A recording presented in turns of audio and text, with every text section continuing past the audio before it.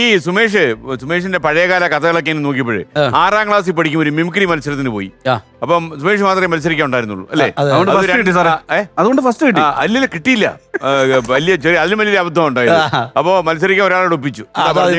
എനിക്ക് youth fest സമയത്ത് സ്കൂളില് ഏറ്റവും എന്താ പറയാ, നമ്മുടെ സ്കൂളിലെ ഉത്സവമാണ് എന്റെയൊക്കെ ഈ യൂത്ത് ഫെസ്റ്റ് എന്ന് പറയുന്നത്. ഈ മകാനുഭാവൻ പഠിച്ച പള്ളിക്കൂടം ഏതാ? പഴത്തോട്ടം. ആ സ്കൂളിന്റെ ഒരു ഭാഗ്യം അല്ലേ?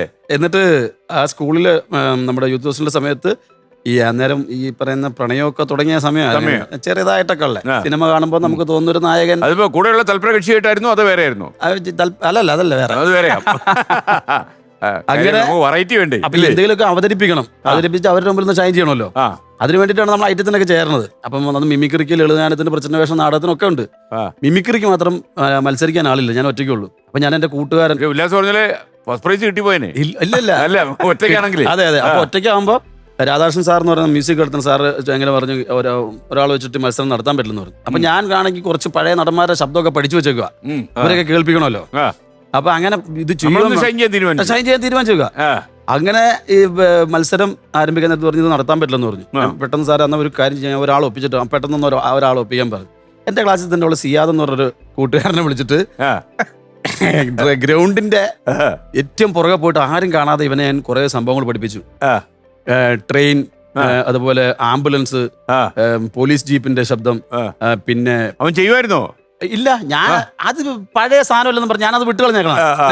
നടന്മാരിലേക്ക് കയറിയൊക്കെ.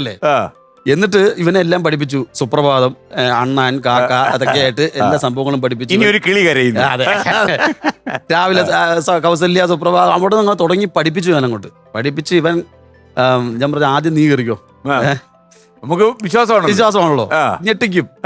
അങ്ങനെ ഇവനെ കേട്ടു. കാരണം ഇവൻ വളരെ മോശമായിട്ട് ചെയ്തിട്ട് നമ്മൾ കേറുമ്പോ നല്ലൊരു അനുഭവം. അത്രേ ഉള്ളൂ. ഇവൻ മോശമായിട്ടാ ചെയ്യുന്നത്, ഇവൻ അറിയില്ലല്ലോ. അഡ്ജസ്റ്റ്മെന്റാ.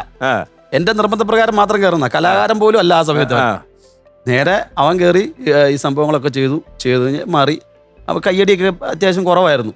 ഞാൻ ചെന്ന് ഈ പറയുന്ന കൃഷ്ണൻകുട്ടി നായർ, ഉമ്മർ, നസീർ, ശ്രീനിവാസൻ ചേട്ടൻ, അങ്ങനെ ഇങ്ങനെ ഓരോന്നോരോന്നോ അങ്ങാലക്കി എല്ലാത്തിനും കയ്യടി ഒക്കെ നമുക്ക് ഫസ്റ്റ്. സംഭവം വന്നപ്പോ എന്നാ പ്രൈസ് പറഞ്ഞപ്പോ അവന് ഫസ്റ്റ് പ്രൈസും എനിക്ക് സെക്കൻഡ് പ്രൈസ്. എന്റെ കാരണം പ്രകൃതി ഇതാണല്ലോ പോയിന്റ് കിട്ടുന്നത്. അതെ, അവന് ഫസ്റ്റ് കിട്ടി. നമ്മള് സെക്കൻഡും മുണ്ടെടുത്തിട്ടു. പക്ഷെ വേറെ വെച്ചിട്ട് സാറേ, ഈ സ്കൂളിൽ തന്നെ നമുക്ക് ഞാൻ നായകനായിട്ടുള്ള സിനിമ അവിടെ ഷൂട്ട് ചെയ്യാൻ പറ്റി. ഫുള്ള് നമ്മുടെ സിനിമ ഷൂട്ട് ചെയ്ത് നമ്മുടെ എങ്ങനെ പിടിച്ചു തന്നു ഈ ആ ഒരു അല്ലേ, അഫോർഡ് ചെയ്യാൻ പറ്റാത്ത ഒരു സംഭവമല്ലേ അത്. ജവാനും മുല്ലപ്പൂവും അല്ലേ നായകനായിരുന്നു. അതെ, ഓക്കെ. ആ സിനിമ എങ്ങനെ പോയി?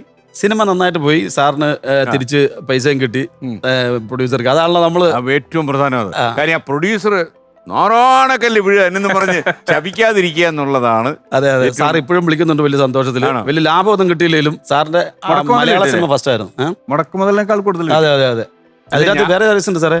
ഈ ഇടയ്ക്ക് ഇപ്പം ചിത്ര ചേച്ചിക്ക് നല്ല ഗായികക്കുള്ള അവാർഡ് ആ സിനിമയില്. പിന്നെ അതുപോലെ ക്രിറ്റിക്സ് അവാർഡ്. പോസ്റ്റ് ഒന്ന് കാണിക്കാം. ഗുഡ് ഓൾഡ് ഡേയ്സ് ആൾക്കാര് ചുരുക്കം പറഞ്ഞ എനിക്ക് മാത്രം ഒന്നും കിട്ടാത്തുള്ളൂ എന്ന് പറഞ്ഞു.